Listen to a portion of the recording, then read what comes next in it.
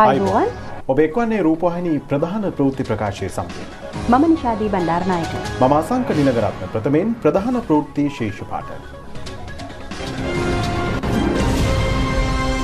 COVID-19 සමයේ ආදායම් බදු නොගෙවූ පුද්ගලයන්ගෙන් දඩමුදල් අයකර නොගන්නා බවට රජෙන් තීරණයක්. අලුතින් කාසි හා නෝට්ටු නිකුත් කර ඇතනම් ඒ බව ඔප්පු කරන්න. ඇමති බන්දුලකින් අභියෝගයක්. විදේශ රටවල සිට පැමිණෙන්නන් ගුවන්තොටුපළේදී PCR පරීක්ෂණයට අනතුරුව නිරෝධායනයට යොමු කරන්නයි ජනපතිගෙන් උපදෙස්. සෞඛ්‍ය ආරක්ෂිත ක්‍රමවේදවලට අනුකූලව හෙට නිවෙස් වලට වී ආගමික වතාවත් ඉටු කරන්නයි මහා සංඝරත්නයෙන් ඉල්ලීමක්.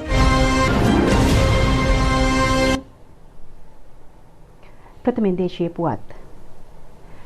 විදේශ රටවල සිට පැමිණෙන්නන් PCR පරීක්ෂණයට භාජනය කොට ප්‍රතිඵල ගුවන්තොටුපළේදීම ලබා ගැනීමෙන් පසු නිරෝධායනයට යොමු කරන්නයි ජනාධිපති ගෝඨාභය රාජපක්ෂ මැතිතුමා නිලධාරීන්ට උපදෙස් දී තිබෙනවා.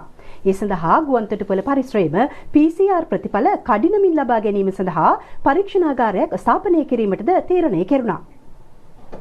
COVID-19 කාර්යසාධක බලකාය සහ විශේෂඥ වෛද්‍යවරුන් සමග අද දහවල් ජනාධිපති කාර්යාලයේ පැවති සාකච්ඡාවේදී ජනාධිපතිතුමා මෙම උපදෙස් දෙනු ලැබුවා. විදේශයන්හි සිට පැමිණෙන්නන් ආගමන පටිපාටියට පෙර PCR පරීක්ෂණ ප්‍රතිඵල ලැබෙන තෙක් වෙනම ස්ථානයකට යොමු කර ඔවුන්ට අවශ්‍ය පහසුකම් සලසන ලෙසද ජනාධිපතිතුමා අදාළ බලධාරීන්ට දැනුම් දුන්නා. මෙම ක්‍රියාදාමයේදී මුහුණ පෑමට සිදුවන ගැටලු සහ ඒවා විසඳිය යුතු ආකාරය අද පැවති රැස්වීමේදී දීර්ඝ වශයෙන් සාකච්ඡා කෙරුණා. වසංගතය දීර්ඝ කාලයක් පැවතිය හැකි බැවින් ගුවන්තොටුපළ පරිශ්‍රයේ පරීක්ෂණාගාරයක් ස්ථාපනය කිරීමේ වැදගත්කමද ජනාධිපතිතුමා අවධාරණය කර තිබෙනවා. විදේශයන්හි සිට පැමිණෙන පිරිස් අදාළ රටේදීම PCR පරීක්ෂණයට යොමු කිරීමට හා එය රජයේ ඍජු මැදිහත් වීමෙන් හෝ එම රටේ දායකත්වයෙන් සිදු කිරීමේ හැකියාව සොයා බැලීමටද මෙහිදී තීරණය කෙරුණා. කල්තියා ආසාදිතයින් හඳුනා ගැනීමෙන් රෝහල්ගත කිරීමේදී හා නිරෝධායනයේදී මතුවන ගැටලු රැසක් අවම කර ගැනීමටද හැකිවන බවයි ජනාධිපතිතුමා කියා සිටියේ. සෞඛ්‍ය අමාත්‍ය පවිත්‍රා වන්‍යාරච්චි මහත්මිය, ජනාධිපති ප්‍රධාන උපදේශක ලලිත් වීරතුංග මහතා සහ විශේෂඥ වෛද්‍යවරුන් ආරක්ෂක අංශ ප්‍රධානීන්, රාජ්‍ය නිලධාරීන් සහ කාර්යසාධක බලකායේ සමාජිකයින් මේ අවස්ථාවට එක්ව සිටියා. COVID-19 රෝගයේ වැළඳුණු 839 දෙනෙකු මේ වන විට පූර්ණ සුවය ලබා ඇතැයි වසංගත රෝග විද්‍යාංශය පවසනවා. තවදුරටත් රෝහල් තුළ ප්‍රතිකාර ලබන සංඛ්‍යාව 940ක් වෙනවා. COVID-19 රෝගයේ වැළඳුණු තවත් 41 දෙනෙකු අද වාර්තා වුණා. ඔවුන්ගෙන් 36 දෙනෙකුම නාවික හමුදා සමාජිකයන්. විදේශ රටවල සිට මෙරට පැමිණි 5 දෙනෙකුද අද වාර්තා වූ රෝගීන් අතර වෙනවා. ඉන්දියාවේ සිට පැමිණි 30 දෙනෙක්, බංග්ලාදේශයේ සිට පැමිණි 1 පුද්ගලයෙකු සහ ඩුබායි සිට පැමිණි පුද්ගලයෙකු ඊට අයත්. අද වන විට මෙරටින් වාර්තා වන COVID-19 රෝගීන්ගෙන් 875 දෙනෙකුම නාවික හමුදා සමාජිකයින් සහ ඔවුන්ගේ ආශ්‍රිතයින්. එය සමස්ත COVID-19 රෝගීන් සමග ගත් විට 48.88%. විදේශයන්හි සිට පැමිණි පුද්ගලයන් 567 දෙනෙකුටද COVID-19 රෝගයේ වැළඳී ඇති බවට වාර්තා වනවා. හඳුනා ගැනුණු ඉතිරි සියලු දෙනාම දේශීයව හඳුනා ගැනුණු රෝගීන්. COVID-19 රෝගයේ වැළඳුණු තවත් 66 දෙනෙකු ඊයේ දිනේ තුල හඳුනා ගැනුණා. ඔවුන්ගෙන් 31 දෙනෙකුම නාවික හමුදා සමාජිකයින්. ඉතිරි 35 දෙනාම විදේශයන්හි සිට මෙරට පැමිණි පුද්ගලයන්. කටාර් සිට පැමිණි 19 දෙනෙකුත්, බංග්ලාදේශයේ සිට පැමිණි 14 දෙනෙකුත් ඔවුන් අතර වෙනවා. අනෙක් දෙදෙනා කුවේට් සිට පැමිණි පුද්ගලයන් බවයි වාර්තා වන්නේ. බියකම මාබිම තායි බෞද්ධ මධ්‍යස්ථානයේ සිටි පිරිසක් නිරෝධායන කාල සීමාව සාර්ථකව අවසන් කර අද පිටව ගියා. ඊට 26 දෙනෙකු අයත්. ඔවුන් කුරුණෑගල, ගාල්ල සහ මාතර ප්‍රදේශවල පදිංචි නාවික හමුදා සමාජිකින් බවයි වාර්තා වන්නේ. ඒ අනුව අද දින වන විට ත්‍රිවිධ හමුදා විසින් පවත්වාගෙන ලබන නිරෝධායන මධ්‍යස්ථාන තුලින් පුද්ගලයන් 11686 දෙනෙකු නිරෝධායන ක්‍රියාවලිය අවසන් වී තම නිවෙස් වෙත පිටත්ව ගොස් තිබෙනවා. එසේම අද දින වන විට ත්‍රිවිධ හමුදා මගින් පාලනය කරනු ලබන නිරෝධායන මධ්‍යස්ථාන 45ක් තුල පුද්ගලයන් 5240 දෙනෙකු මේ වන විට නිරෝධායන වෙමින් සිටිනවා. අංගොඩ ජාතික බෝන් රෝග විද්‍යායතනයේ ස්ථාපනය කෙරුණු නව පරිගණක පරිලෝකන විකිරණාංශය අද විවෘත කෙරුණා. ඒ අමාත්‍ය පවිත්‍රා වන්‍යාරච්චි මහත්මියගේ ප්‍රධානත්වයෙන් ඊට වැය කෙරෙන මුදල රුපියල් මිලියන 60ක් ඉදිකිරීම සිදු කරනු ලැබුවේ නාවික හමුදාව විසින්. බොරටෝ විශ්වවිද්‍යාලීය 92 93 ආදි ශිෂ්‍ය විද්‍යාර්ථීන්ගේ මූල්‍ය දායකත්වය මේ සඳහා ලබා දී තිබෙනවා.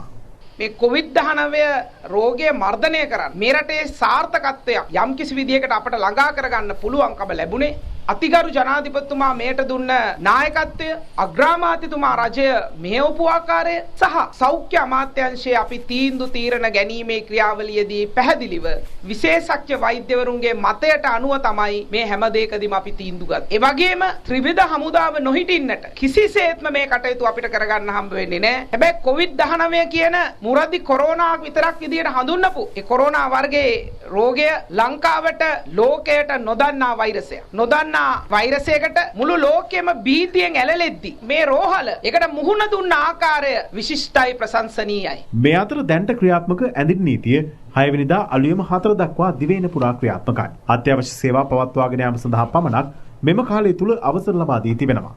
එබැවින් අත්‍යවශ්‍යම කටයුත්තක් සඳහා හැර නිවසින් හෝ නවාතැන්ගෙන සිටින ස්ථානවලින් බැහැර නොයන ලෙසට පොලිසිය ජනතාවගෙන් ඉල්ලා සිටිනවා. ඇඳින් නීතිය බලපැවැත්වෙන කාලය තුලදී විශේෂ මාර්ග බාධක ක්‍රියාත්මක කිරීමට පොලිසිය තීරණය කර තිබෙනවා. ඒ අනුව අද දිවයිනේ සෑම පොලිස් වසමකම පැය 24ම ආවරණය වන පරිදි විශේෂ මාර්ග බාධක ක්‍රියාත්මක කර පුද්ගලයන් හා වාහන පරීක්ෂා කිරීමට පොලිස්පතිවරයා විසින් සියලුම පොලිස් ස්ථානාධිපතිවරුන්ට උපදෙස් ලබා දී තිබෙනවා. COVID-19 සමයේ ආදායම් බදු නොගෙවූ පුද්ගලයන්ගෙන් දඩමුදල් අය කර නොගැනීමට රජය තීරණය කර තිබෙනවා. එමෙන්ම දේශීය ව්‍යාපාරිකයින්ට සේවක වැටුප් ගෙවීම සඳහා සහනදායී පොලියට ලබා දුන් ණය ප්‍රමාණය බිලියන 50 සිට බිලියන 150 දක්වා ඉහළ දැමීමටද කැබිනට් අනුමැතිය හිමි වුණා. කැබිනට් ප්‍රකාශක අමාත්‍ය ආචාර්ය බන්දුල ගුණවර්ධන මහතා අද පැවති කැබිනට් තීරණ දැනුම් දීමේ මාධ්‍ය හමුවේදී මේ බව කියා සිටියා. 104 සහන පොලි අනුපාතිකයක් යටතේ කාරක ප්‍රාග්ධන අවශ්‍යතා සඳහා ණය සහන ලබා දුන්නා. ශ්‍රී ලංකා මහ බැංකුව විසින් ප්‍රතිමූල්‍ය සැලසුවේ බිලියන 50ක් පමණයි. ඊයේ අතිගරු ජනාධිපතිතුමා ඉදිරිපත් කරපු කැබිනට් පත්‍රිකාව මගින් ශ්‍රී ලංකා මහ බැංකුවේ ප්‍රතිමූල්‍ය සීමාව 150 දක්වා වැඩි කරලා තියෙනවා. මේ ප්‍රතිමූල්‍ය සංඛ්‍යාව රුපියල් බිලියන 150 දක්වා වැඩි කිරීම නිසා වැඩි පිරිසකට මේ සහනය ලබා ගන්න පුළුවන් වෙයි කියලා අපි විශ්වාස කරනවා. ඊළඟට දේශීය ආදායම් දෙපාර්තමේන්තුව සාමාන්‍යයෙන් නියමිත කාලයට බදු පත්‍රිකා ඉදිරිපත් නොකිරීම, බදු මුදල් නොගෙවීම යන ආදියට දඩ නියම කරනවා දේශීය ආදායම් පනතේ විධිවිධාන වලට අනුව. නමුත් රට වසා තිබූ කාලය තුලදී කිසිදු දඩ මුදලක් අය නොකිරීමට ජනාධිපතිතුමා කැබිනට් අනුමැතිය ලබා ගත්තා. ඒ අනුව 2020 ජුනි මාස 20 වෙනිදා දක්වා වසා තිබුණ කාලය තුල ඊට පෙර කාලේ ආදායම් බදු සම්බන්ධයෙන් දඩ මුදල් පැනවීමක් නොකරන බව දැනුම් දෙන්න කැමැතියි. අග්‍රාමාත්‍ය මහින්ද රාජපක්ෂ මහතා ශ්‍රී ලංකා මහ බැංකුවේ ප්‍රධානීන් සමග පසුගියදා සාකච්ඡාවක් පවත්වනු ලැබුවා. එම සාකච්ඡාවේදී ද ෆිනෑන්ස් සමාගමේ තැන්පත්කරුවන් අරඹයාගත් තීන්දුව පිළිබඳ විමසා බැලුණා. එම සාකච්ඡාවේ ප්‍රතිඵල සම්බන්ධයෙන් අග්‍රාමාත්‍යවරයා කැබිනට් මණ්ඩලය දැනුවත් කළ බවයි අමාත්‍ය ආචාර්ය බන්දුල ගුණවර්ධන මහතා සඳහන් කළේ. ද ෆිනෑන්ස් සමාගම එහි ඇති වෙලා තිබෙන තත්ත්වයේ තුල ඒ ඈවර කිරීමේ කටයුතු කරන තෙක් මේ සමාගමේ සියලුම තැන්පත්කරුවන්ට ලබන සඳුදා සිට ලක්ෂ 6 බැගින් මුදල් ගෙවීම ආරම්භ කරන බව මහ බැංකුව විසින් දැනුම් දුන්න අග්‍රාමාත්‍යතුමාට. ඒ අනුව මුළු තැන්පත්කරුවන්ගෙන් 93%ක ප්‍රශ්නය සම්පූර්ණයෙන් විසඳෙනවා. ඊට වඩා වැඩි තැන්පත්කරුවෝ ඉන්නවා 107ක්. ඒ වැඩිපුර මුදල් තැන්පත් කළ තැන්පත්කරුවන්ගේ ටික ඒ ඈවර කරන ක්‍රියාවලිය තුලින් කඩිනමින් ඒ තැන්පත්කරුවන්ගේත් මුදල් ගෙවන් නිම කිරීම සඳහා කටයුතු කරනවා. අපි මතු කළ ඒ අවස්ථාවේදී EAP ව්‍යාපාරයේ සම්බන්ධයෙන් ඇති වෙලා තියෙන තත්ත්වය එහිදී මහ බැංකුවේ උසස් නිලධාරීන් දැනුම් දුන්නේ ඒ සඳහා මෙවැනි සහනයක් ලබා දෙන්න බැරි. ඒ සඳහා අධිකරණයේ ක්‍රියාමාර්ග වලට තැන්පත්කරුවන්ගේ සංගම් විසින් ගොයින් තිබෙන නිසා ඒ නීතිමය කටයුතු කරන කොටගෙන ඔවුන්ට මැදිහත් වීමක් කිරීම පමා වෙලා තිබෙන බව. යම් කිසි මූල්‍ය ආයතනයක මුදල් තැන්පත් කළ විට ශ්‍රී ලංකා මහ බැංකුවේ වගකීම දරන්නේ ලක්ෂ 6ක් දක්වා පමණයි. ඊයේ ඉදිරිසිංහ සමාගමට අනුබද්ධ ආයතනයත් ද ෆිනෑන්ස් සමාගමත් හැරෙන්නට දැනට මහ බැංකුවේ පාලනය වන කිසිම මූල්‍ය සමාගමකට හෝ බැංකුවකට කිසිම ගැටලුවක් හෝ දැනට මූල්‍ය තත්ත්වය පිළිබඳව කිසිම ප්‍රශ්නයක් නැති බවට බොහොම පැහැදිලි සහතිකයක් ලබා දීලා තිබෙනවා. ඒ නිසා ඒ තත්ත්වය පිළිබඳව ලංකාවේ ජනතාව කලබලට පත්විය යුතු නැහැ. මෙම සමාගම් දෙකේ තත්ත්වය පිළිබඳව මීට පෙර තැන්පත්කරුවන්ට දැනුම් දීපු බව තමයි මහ බැංකුව සඳහන් කරන්නේ. ශ්‍රී ලංකා මහ බැංකුව රුපියල් බිලියන 200ක නෝට්ටු මුද්‍රණය කළේ යයි පසුගියදා පුවත්පතක පළ වූ ලිපියක් සම්බන්ධයෙන්ද බන්දුල ගුණවර්ධන මහතා අදහස් පළ කළා. දැන් මුදල් නෝට්ටුවක අත්‍යවශ්‍ය කරුණු දෙකක් තියෙනවා කියලා ඔබතුමාලා දන්නවනේ. එක මුදල් අමාත්‍යතුමාගේ අස්සනක් තියෙන්න ඕනේ. දෙක ශ්‍රී ලංකා මහ බැංකුව අධිපතිගේ අස්සනක් තියෙන්න ඕනේ. මම අභියෝග කරන ඔය කියන බිලියන 2000 අච්චු ගහලා තියෙනවා අලුතෙන් කියලා කියන අයට මහින්ද රාජපක්ෂ මුදල් ඇමතිතුමයි මහාචාර්ය WD ලක්ෂ්මන් කියන අස්සන් දෙක තියෙන මුදල් නෝට්ටුව පුළුවන් නම් පෙන්වන්න අලුතෙන් නිකුත් කරා නම් ඒ දෙන්න අස්සන් කරලා තියෙන්න ඕනේ. මෙගාවොට් 300ක විදුලි බලාගාරයක් පුත්තලම ප්‍රදේශයේ ඉදිකිරීම සඳහා ගිවිසුම් ගත වීමට අමාත්‍ය මණ්ඩල අනුමැතිය හිමි වුණා. එමෙන්ම පුනර්ජනනීය බලශක්ති ව්‍යාපෘතිය කඩිනම් ව්‍යාපෘතියක් ලෙස ක්‍රියාත්මක කිරීමටද නියමිතයි. ඒ සඳහා ඉන්දියානු ණය යෝජනා ක්‍රමය යටතේ ඇමරිකානු ඩොලර් මිලියන 100ක මුදලක් ලැබෙනු ඇති. යෝජනා ඉදිරිපත් කරනු ලැබුවේ ජනාධිපති ගෝඨාභය රාජපක්ෂ මැතිතුමා විසින්. නව ජාතික විශ්වවිද්‍යාල 5ක් ආරම්භ කිරීම සඳහා අමාත්‍ය මණ්ඩල අනුමැතිය හිමිව තිබෙනවා.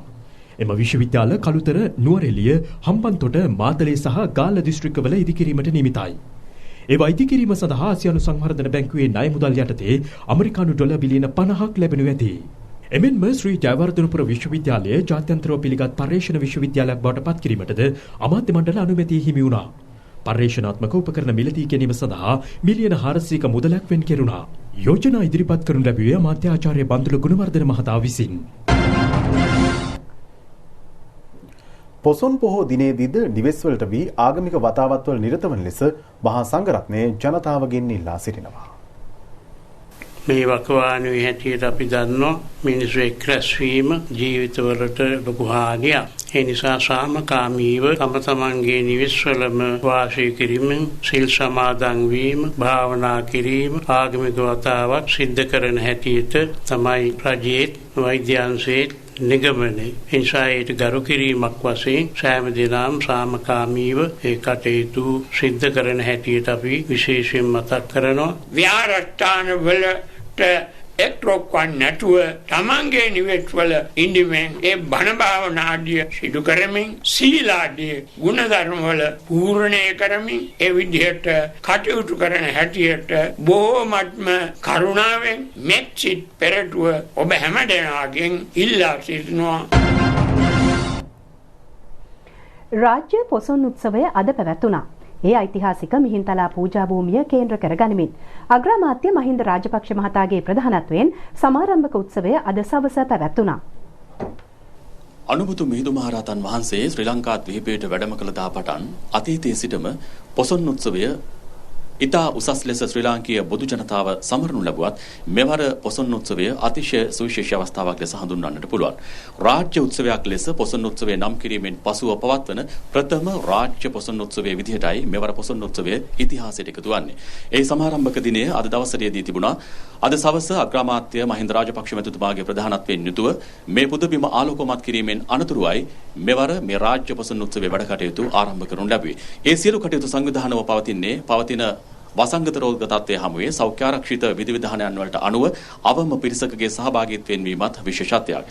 මේ පූජනීය භූමියට පැමිණි ගරු අග්‍රාමාත්‍යතුමා පළමුව මිහිඳු මහරහතන් වහන්සේගේ පිළිරුවට පූජෝපහාර දක්වනු ලැබුවා. ඉන් අනතුරුව උන්වහන්සේගේ ශරීර ධාතුන් වහන්සේලා වැඳ පුදා ගැනීමෙන් අනතුරුවයි මෙහි සිට ආලෝක පූජාවේ වැඩ කටයුතු වෙනුවෙන් වූ උත්සවය ආරම්භ කරනු ලැබුවේ. මේ උත්සවයේ සංවිධානය වුණේ මිහින්තලේ විහාරාධිපති භාරකාර පූජ්‍ය වලවාහංගුණ වැවේ ධම්මරතන අපේ හාමුදුරන් වහන්සේගේ අනුශාසකත්වයෙන් ඒ වගේම ප්‍රදේශීය ගෞරවනීය අපේ හාමුදුරන් වහන්සේ විශාල පිරිසක් මේ අවස්ථාව සඳහා වැඩම කොට තිබුණා. ඒ වගේම ආචාර්ය බන්දුල ගුණවර්ධන අමාත්‍යවරයාත් එස්.එම්. චන්ද්‍රසේන අමාත්‍යවරයාත් උතුරු මැද පළාත් ආණ්ඩුකාර මහිපාල හේරත් මහත්මයා ඇතුළු මේ ප්‍රදේශීය ජනතා නියෝජිතයන් පිරිසක්ද මේ අවස්ථාව සඳහා සහභාගී වී සිටියා. ඒ සෑම අවස්ථාවකම අපට දක්නට ලැබුණේ සෞඛ්‍ය ආරක්ෂිත විධිවිධානයන් වලට අනුව සමාජ දුරස්ථ භාවය ආරක්ෂා කරමින් මේ උත්සවය සංවිධානව පවතින ආකාරයයි. 505න් පස්සේ දිගටම මේ රටට ආක්‍රමණ ආවා. 815 915 2015 වෙනකොටත් අවුරුදු 200 ගිහිල්ලත් ආපහු මේක නොයෙකුත් ලෝකේ රාජ්‍ය නොවන සංවිධාන එකතු කරගෙන මේ දිනාගත්තු නිදහස නැති කරලා ආපහු මේ රට පරාදීන ජාතියක් බවට පරිවර්තනය කරන්නට අර අනගාരിക දරුම්පාලතුමා කියපු දේ තමයි සුද්ධෝ යයි යුන්ගෙන් උපං ජාතිය ටයිකෝඩ් දාලා ඒ අය තමයි රට පාලනය කරන්නේ. අන්න එතකොට උඹලට දුක හිතෙයි කියලා කිව්වා. ඉතින් සුද්ධෝන්ගේ ජාන වලින් හිටපු පිරිසක් මේ රට පාලනය කරන්න ගියපුවාම පිරිත් ටික දාගන්න දුන්නේ නැහැ. පෙරහැර කරන්න දුන්නේ නැහැ. පාසකුලේ අපේ ආදාහනය කරන්න දුන්නේ නැහැ. ඒ වගේ කටයුතු දුෂ්කරතාවයන් රාශියකට අපි මුහුණ දුන්නා. සිංහල රජ දවසෙන් පස්සේ රාජ්‍ය උත්සවයක් හැටියට සටහන් කරලා කැබිනට් අනුමැතියක් ලැබිලා බුද්ධ ශාසන අමාත්‍යාංශයත් ඔබතුමත් ගරු අතිගරු ජනාධිපතිතුමත් එක්කාසු වෙලා මේ මිහිඳු මහරහතන් වහන්සේට කෘතගුණ සැලකන පින්කමනි පොසොන් පෝය කියලා කියන්නේ.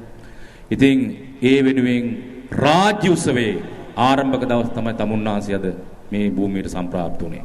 ලංකා ඉතිහාසයේ රාජ පරම්පරාවෙන් පස්සේ පළවෙනි වතාවට තමයි ත්‍රිනිකාය අපේ මහානායක මාහිමිපාණන් වහන්සේලා වැඩමවලා රාජ්‍ය උත්සවයේ හෙට මේ ස්ථානේ පැවැත්වෙන්නේ. පොසොන් උත්සව පැවැත්වුවා. ඉස්සර මමත් ඇවිල්ලා තියෙනවා. හැබැයි රාජ්‍ය උත්සවයක් වශයෙන් නම් කරලා පවත්වනු ලබන පළවෙනිම අවස්ථාව ආදයි. මම හිතනවා ජනාධිපතිතුමාට ඒ ගෞරවය අපි හිමි කරන්න ඕන. අපි දන්නවා අනුරාධපුරයේ විශාල සෙනගක් කියලා පොසොන් කාලේ. ඒ වගේම දකුණේ පොසොන් උත්සවය තමයි වෙසක් උත්සවයටත් වඩා ඉහළින් සමරන්නේ. කොළඹ වෙසක් උත්සවයේ සමරනවා හා සමානව ඉහළ මට්ටමක සමරන්නට පුරුදු වෙලා තියෙනවා. මේ සියල්ල ওই 19 වසංගතය නිසා සෞඛ්‍ය ආරක්ෂක අංශවල උපදෙස් අපි පිළිපදිනවා. නැත්නම් මෙතන අද මෙහෙම නෙවෙයි මිහින්තලාව තියෙන්නේ. ඒ නිසා ඒ පිළිබඳව අපේ අවධානය අපි යොමු කරන්න ඕන. සෞඛ්‍ය අංශ ආරක්ෂක අංශ පසුගිය කාලයේ වුන් කරපු සේවය අපි අගය කරන්න ඕන. ලෝකේ දිහා බලනකොට අනිත් රටවල් දිහා දියුණු රටවල් දිහා බලනකොට මේ වසංගතය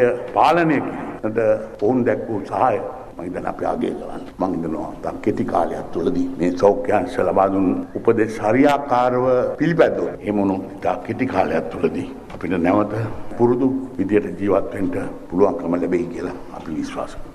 පොසොන් පුදබිම ආලෝකමත් කිරීම පුරා 58 වසරක් මුළුල්ලේ සිදු කරනු ලබන්නේ ලේක් හවුස් ආයතනයේ අනුග්‍රහකත්වයේ ඇතුවයි. ලේක් විනස්සතු මාතේ භවත්වන්තරා සුඛී දීඝායුකෝ භවතු සබ්බ මංගලං රක්ඛන්තු සබ්බ. ලේක් හවුස් සභාපතිතුමා ජනාධිපති නීතිඥ W දයාරත්න මහත්මයාත් අද මේ උත්සවය සඳහා සහභාගී වී සිටියා. ඒ වගේම ශ්‍රී ලංකා රූපවාහිනී සංස්ථාවේ සභාපති වෛද්‍ය නිහාල් ජයතිලක මහත්මයාත් අධ්‍යක්ෂ ජෙනරාල් අජිත් නාරගල මහත්මයා ඇතුළු බොහෝ පිරිසක් මේ කාර්යභාරය සඳහා අද දවසේදී එක්ව සිටියා. මේ රාජ්‍ය පොසොන් උත්සවයේ සුවිශේෂීම අවස්ථාව හෙට සවස් භාගයේදී යෙදෙනවා. හෙට සවස් 5ට ශ්‍රී ලංකා ප්‍රජාතාන්ත්‍රික සමාජවාදී ජනරජයේ ගරු ජනාධිපති ගෝඨාභය රාජපක්ෂ මැතිතුමාගේ ප්‍රධානත්වයෙන් යුතුවයි මේ රාජ්‍ය උත්සවය මේ පුදබිමේ සිට සිදු කරන්නට බලාපොරොත්තු වෙන්නේ. ඒ අවස්ථාව ජාතික රූපවාහිනිය ඔස්සේ සජීව ලෙස විකාශය කිරීමට නිමිත බවත් අප මේ මොහොතේදී සඳහන් කරන්නට අවශ්‍යයි. ජනාධිපති ගෝඨාභය රාජපක්ෂ මැතිතුමාගේ අත්සන් සහ ලිපිශීර්ෂ වංචනික ලෙස භාවිත කළ පුද්ගලයෙකු පොලිසිය විසින් අත්අඩංගුවට ගනු ලැබ තිබෙනවා.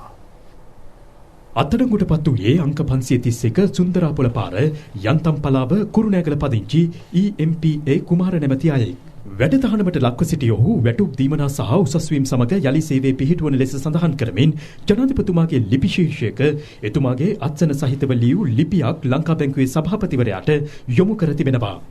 එය ව්‍යාජ එකක් බව තහවුරු වීමෙන් පසු සැකකරු බැංකු මුලස්ථානයේ වෙත කැඳවීමෙන් අනතුරුව ඊයේ අත්අඩංගුවට ගැනුණා. ලිපි ලේඛන සකස් කිරීමට යොදාගත් ලැප්ටොප් පරිගණක සහ සෙසු උපාංගද පොලිස් භාරයට ගෙන තිබෙනවා. සැකකරු අධිකරණයට ඉදිරිපත් කිරීමෙන් පසු ලබන 8 වෙනිදා දක්වා රක්ෂිත බන්ධනාගාරගත කර ඇතැයි අපරාධ පරීක්ෂණ දෙපාර්තමේන්තුව කියා සිටියා. ශ්‍රී ලංකාවේ 5 වෙනි විධායක ජනාධිපති සහ වත්මන් අග්‍රාමාත්‍ය මහින්ද රාජපක්ෂ මහතාගේ දේශපාලන දිවියට වසර 50ක් සපිරනවා. මේ එතුමන්ගේ විප්ලවීය ගමන් මඟ පිළිබඳ කෙටි සටහනක්.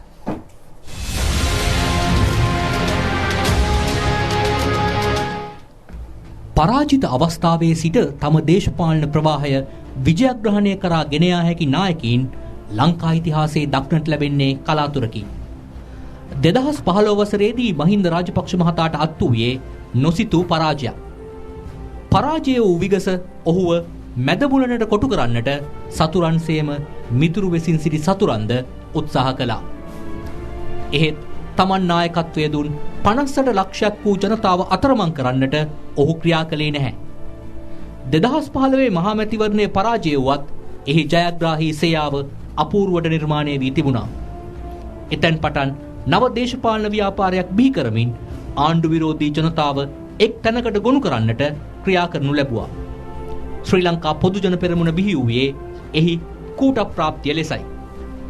දහසක් දේශපාලන පරිගැනීම් මැද එක්සත් ජාතික පක්ෂ විරෝධී ජනතාව ඒකරාශී කර ගනිමින් 2018 පළාත් පාලන මැතිවරණය අති විශිෂ්ට ජයග්‍රහණයකින් කෙලවර කරන්නට මහින්ද රාජපක්ෂ මහතා සමත් වුණා. නව දේශපාලන බලවේගයක් සිය පළමු මැතිවරණයෙන්ම ආණ්ඩු පක්ෂයක් පරාජය කළ ප්‍රථම අවස්ථාව ලෙස මෙය ඉතිහාසයට එක්වනවා. 2019 ජනාධිපතිවරණයේදී මුළු රටේම ප්‍රාර්ථනා සඵල කළ හැකි ශක්තිමත් අපේක්ෂකෙක් අභිෂේක කරන්නටද මහින්ද රාජපක්ෂ මහතා සමත් වුණා. එපමණක් නොව එය විජයග්‍රහණයෙන් යුතුව කෙලවර කරන්නට හැකි වුණා. එම ගමන පරාජය වූ දේශපාලන ව්‍යාපාරයක් ජයග්‍රහණය කරා ගෙන යන්නේ කෙසේද යන්න සමාජයට කියා දුන් අපූර්ව විප්ලවයක්. විපක්ෂ නායක ධූරය පවා නොමැතිව දේශපාලන පක්ෂයක් ජයග්‍රහණය කරවන්නේ කෙසේද යන්න කියා දුන් ඒ අපූර්ව විප්ලවය මෙරට දේශපාලන ඉතිහාසයේ නොමැකෙන පරිච්ඡේදයක් සටහන් කරනු ඇති.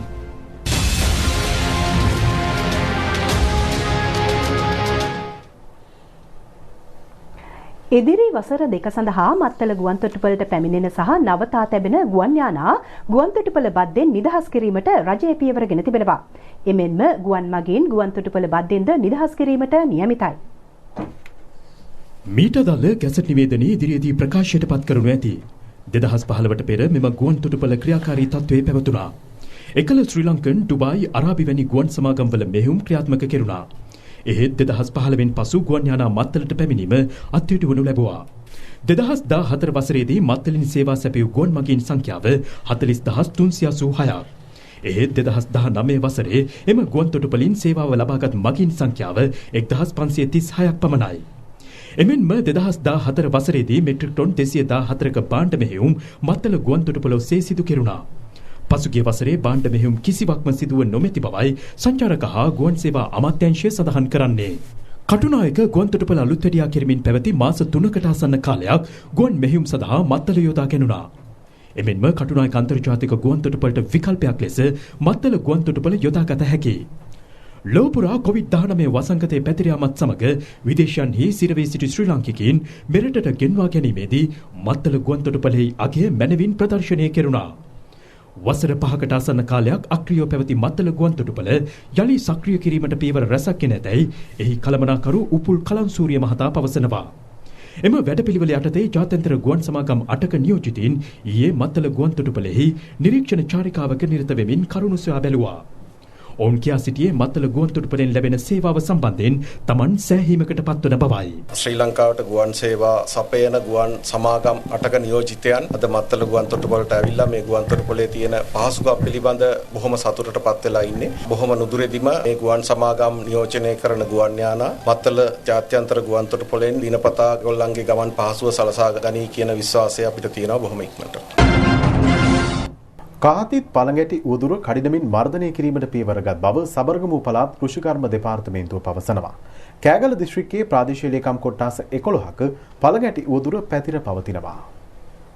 පළඟැටි විශේෂය පිළිබඳ මෑත කාලයේ මුලින්ම වාර්තා වූයේ කුරුණෑගල මාවතගම ප්‍රදේශයෙන්.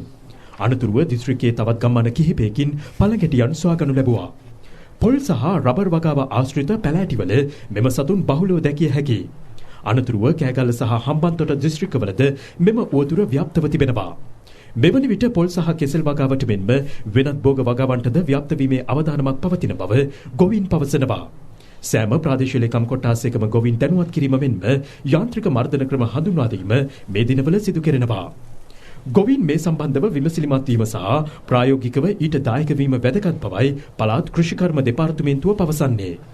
ගොඩක් රසායන ද්‍රව්‍ය පාවිච්චි කරන්න වුණොත් විශාල පරිසර හානියක් වෙනවා. ඊට ඉස්සර අපිට තියෙනවා මේ ශිශුවා කාලේ මේ සතාගේ ශිශු අවදි 5කින් තමයි සුහුඹුලා බවටපත් වෙන්නේ. ඉතින් මුල් අවදියේදී අපිට පුළුවන් යාන්ත්‍රික ක්‍රම මගින් මර්ධනය කරන්න. ගිනි තැවීම, ඒ වගේම එකතු කරලා විනාශ කිරීම, පළකින් තල්ලා විනාශ කිරීම වගේ යාන්ත්‍රික ක්‍රම කරලා බලනවා. තාන 20කින් විතර අපිට මේ සතා වාර්තා වුණත් හුඟක් තැන්වල තා සුළු ප්‍රමාණයක් ගහන එක තැනක පොඩ්ඩයි ඉන්නේ. ඒ වගේ වෙලාවට අපිට රසායනික මර්ධනයකට යෑමට අවශ්‍ය වෙන්නේ නැහැ. වැඩි වශයෙන් දකින්න ලැබුණේ රබර් එක්කලා කැලෑබද්ධ ප්‍රදේශවල තමයි හානිය වැඩියෙන් වාර්තා වෙලා තියෙන්නේ. දැන් විශාල වශයෙන් තියෙන තැන්වලට අපිට රසායනික මර්ධනයට යන්න සිදු වෙයි කියලා අපි හිතනවා. මෙම පළඟැටියන් හම්බන්තොට දිස්ත්‍රික්කයේ වලස්මුල්ල සහ බෙලියත්ත ප්‍රදේශවලින්ද සොයාගෙන තිබෙනවා. වලස්මුල්ල ප්‍රදේශයේ පොල් සහ වෙනත් වනශාක රැසකටද හානි කර ඇතැයි ගම්වාසීන් පවසනවා. රසායනික ද්‍රව්‍ය යොදා මෙම පළඟැටියන් විනාශ කිරීමට පියවර ගන්නා බව කෘෂිකර්ම නිලධාරීන් පවසනවා. පසුගිය වසරේ දෙසැම්බර් සිට අප්‍රේල් දක්වා නියගෙන් හානි වූ තේපැල වෙනුවෙන් නොමිලේ තේපැල ලබා දීමට අමාත්‍ය මණ්ඩල අනුමැතිය හිමිව තිබෙනවා.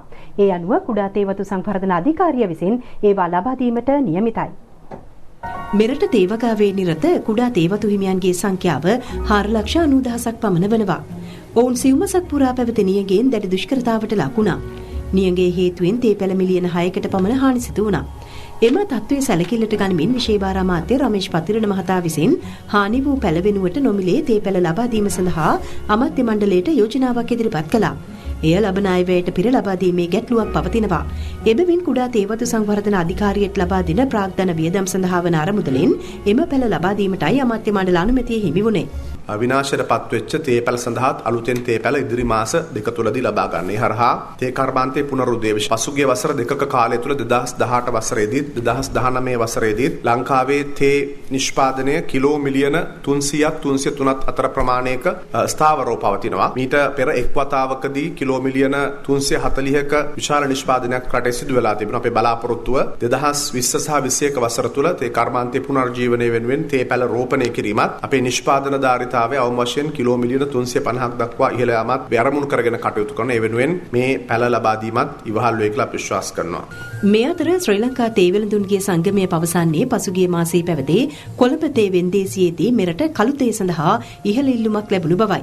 උඩරට හා මැදරට තේ වලට සාපේක්ෂව පහතරට තේ සඳහා ලැබී ඇත්තේ වැඩි ඉල්ලුමක්. මෙරට තේ සඳහා ලැබුණු මේ ඉල්ලුම වසර 137ක ඉතිහාසය තුළ ලැබුණු ඉහළම මිලයි. මෙරට තේවල පවත්නා ගුණාත්මක භාවය, පිරිසිදු භාවය, රසය හා වර්ණයද මිල ඉහළ යාමට බලපෑ තවත් සාධකයක්. තේ මිල ඉහළ යාමෙන් මෙරටට ලැබෙන විදේශ විනිමය ප්‍රමාණයද ඉහළ ගිහින්. තේ ෆැක්ටරි වලට විශාල මිල වැඩිවීමක් ලැබුණා. තේ දළු වලට අපි බලාපොරොත්තු නොවු විදියට ලොකු වැඩිවීමක් ලැබුණා. දළු කිලෝ එකට රුපියල් 80ක් 85ක් වෙච්ච එක දැන් 120ක් 130ක් වගේ ඒ දළු වලට ලැබෙනවා. ඉතින් ඒක ඊටාම හොඳ තත්ත්වයක්.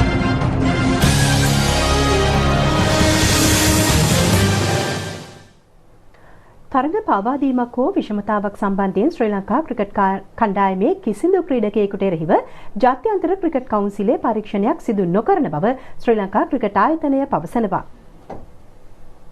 නිවේදනයක් නිකුත් කරමින් ශ්‍රී ලංකා ක්‍රිකට් ආයතනය කියා සිටියේ ICC මෙවැනි සිද්ධියක් සම්බන්ධයෙන් කිසිදු දැනුම් දීමක් සිදු කර නොමැති බවයි. ක්‍රීඩා අමාත්‍යවරයා සිදු කළ ප්‍රකාශයක් සම්බන්ධයෙන් පසුගියදා පුවත්පතක පළ වූ ප්‍රවෘත්තියේ කිසිදු සත්‍යතාවයක් නොමැති බවයි ශ්‍රී ලංකා ක්‍රිකට් ආයතනය නිවේදනය කර සිටියේ. අමාත්‍යවරයා මෙහිදී සඳහන් කර ඇත්තේ හිටපු ක්‍රිකට් ක්‍රීඩකයන් තිදෙනෙකු සම්බන්ධයෙන් බවත් වර්තමානයේ ගිවිසුම්ගත කිසිදු ක්‍රිකට් ක්‍රීඩකයෙකු සම්බන්ධයෙන් නොවන බවත් ශ්‍රී ලංකා ක්‍රිකට් ආයතනය නිකුත් කළ නිවේදනයේ සඳහන්. ඒ සමගින් අපගේ ප්‍රධාන පුවත් ප්‍රකාශය නිමවට පත් වෙනවා. ආයුබෝවන්.